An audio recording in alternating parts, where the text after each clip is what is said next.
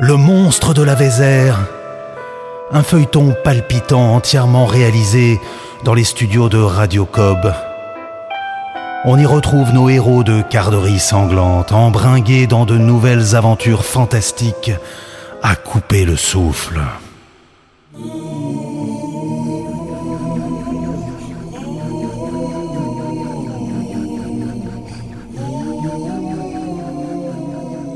Dis-moi, Egidio, tu te trouves gros?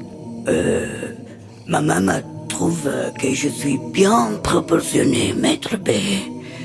Et si vous avez connu mon père, lui, c'est un homme costaud.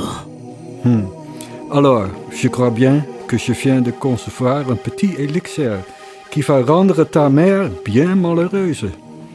Egidio, on est bien d'accord que tu me dois une obéissance aveugle? Oui, maître. Aveugle et passionné.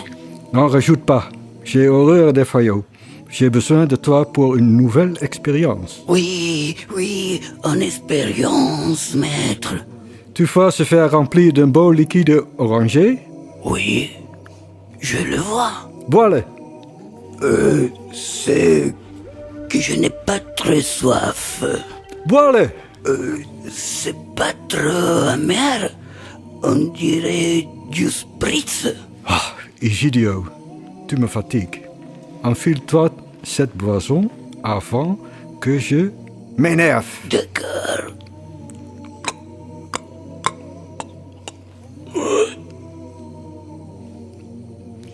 C'est pas mauvais.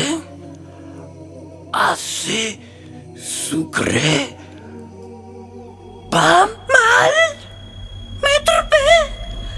Mais que m'arrive-t-il?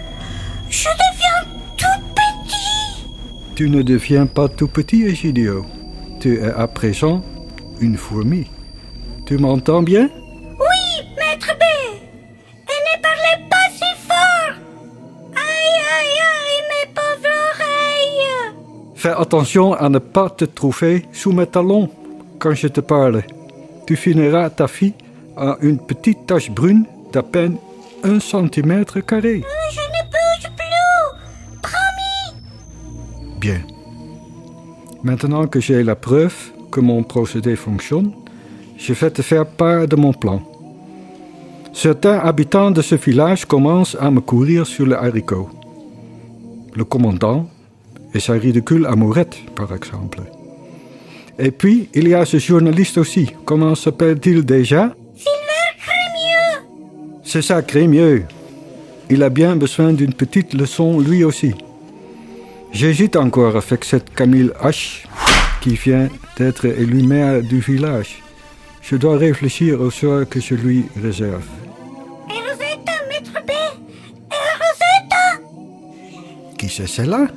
La voyante, maître. La voyante. C'est la pire de tout. Vous pourriez lui donner des nénés, des fourmis à elle aussi. Non, pas elle. Elle, ce sera pour plus tard. C'est encore moi qui décide, non? Oui, c'est vous. Scusi, maestro. Maintenant, tu vas écouter mon plan. Les auditeurs les plus attentifs auront noté que le duel électoral a livré son vainqueur. Néo-rurale ultra-ambitieuse, Camille H. a coiffé sur le poteau la liste de vieux briscards qui tenaient la commune depuis des décennies. Elle compte agir vite et fort. Pour l'heure, elle est installée dans son fauteuil de maire et s'entretient avec Maryse, l'ancienne secrétaire de Jean-Michel Vinatier. Maryse, j'ai besoin de m'assurer de votre loyauté. J'ai cru noter dans votre comportement une attirance obscène pour votre ancien patron. Est-ce que je me trompe? Ce porc, vous plaisantez, Madame H. Je me suis resservi 2 fois des nouilles le soir de l'élection. Je vous l'affirme, Madame. Vous vous trompez. J'ai donc ma réponse. Vous n'êtes pas loyal. Un jour midinette, le lendemain Brutus. Qu'est-ce que je vais bien pouvoir faire de vous? Je suis loyal, Madame. Mais il faut comprendre à quel odieux personnage nous avions affaire. Il tenait tous les employés de la mairie pour le chantage à l'emploi. De plus, il est amoureux de moi. Et c'est un obsédé sexuel de première. Ses sales pattes sur moi, ses baisers mouillés, son haleine de congélateur en panne, berk, je suis bien débarrassée. Ouais. Je vais vous donner votre chance.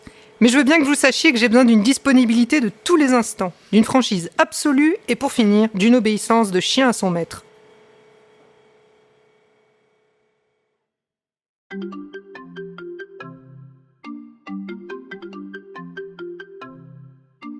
Allô ? Bonjour Crémieux, c'est Joël Folio. Ah, bonjour Joël, comment allez-vous ? Ça va. Je vous appelle car j'ai eu un retour des services de l'état civil. J'ai bien peur que les infos récoltées ne vous déçoivent. Ah, et pourquoi donc ? Parce que Maître B semble être un banal octogénaire en règle avec l'administration. Je vous résume sa fiche. Léonard Bardot, né le 8 juin 1939 à Mortagne-au-Perche, dans l'Orne. Ses parents, Augustin et Maria, sont décédés en Allemagne en camp de travail en 1944. Il semble n'avoir ni frère ni sœur et n'a jamais été marié. Il semble également qu'il n'ait jamais voté de sa vie. Ah, il a fait refaire sa carte d'identité il y a 3 ans. Pas de permis de conduire, casier judiciaire vierge. Un Normand donc. De naissance, oui. Ça vous chiffonne pas, vous, un Normand pur jus qui a l'accent de Franz Beckenbauer ? La vie sauvage a ses vertus que l'éducation et les habitudes ne goûtent qu'avec parcimonie, même pour un trentenaire épris d'aventure. Cédric H. file le parfait amour avec Pam. Il s'est découvert une endurance sexuelle qu'il ne soupçonnait pas, a retrouvé le sentiment de puissance qu'inocule la séduction couronnée de succès. Mais voilà, le trip survivaliste le lasse déjà.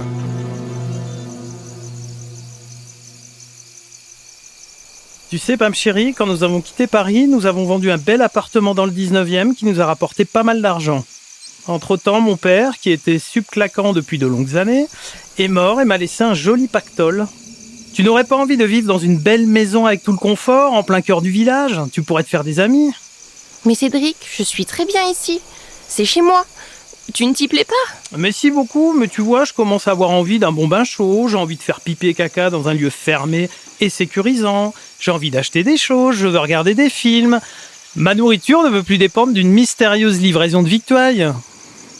Je ne comprends pas ce que tu dis, mais je ne veux pas que tu sois frustré ni malheureux. Tu m'achèteras un beau lit ?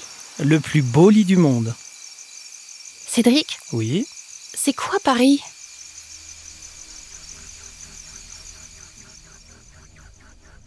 Bon, Egidio, pour m'aider à mener mon action comme il le faut, tu dois retrouver ton apparence habituelle.